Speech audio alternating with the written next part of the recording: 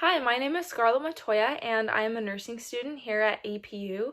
So I have clinical experience working on hospital floors, and recently I had an experience with a patient on the medical surgical floor, which I would like to share with you today, and how I learned three main reasons why communication is important between the patient, the nurse, and then other members of the healthcare staff.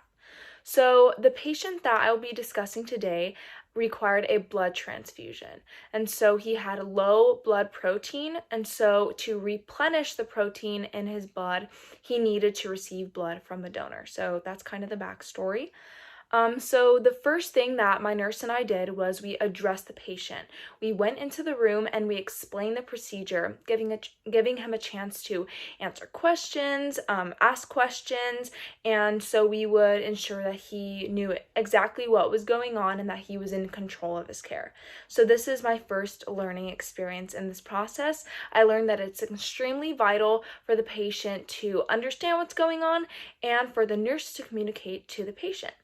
Secondly, we verified the doctor or the physician's orders on the blood, making sure it was the right reason, so the low blood protein, and then that it was to the right patient and that it was the right type of blood so that the patient would not have a bad reaction.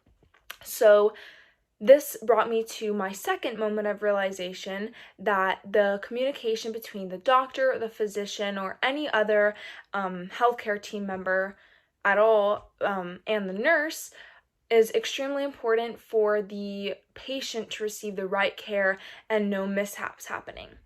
Thirdly, after we verified that everything was great to go, we went into the patient's room and gave him the blood. Then 15 minutes later, I went to check up on him, making sure that he wasn't having an allergic reaction or anything of the sort. And I looked at the patient and lifted the blanket, and there was blood all over the patient on the floor. And I asked him what had happened, and I guess the blood was not infusing into him.